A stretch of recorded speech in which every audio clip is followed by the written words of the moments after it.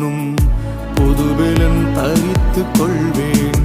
நொறுங்குண்ட இதயம் தாரும், நெருங்கி நான் உம்மை சேர்வேன்.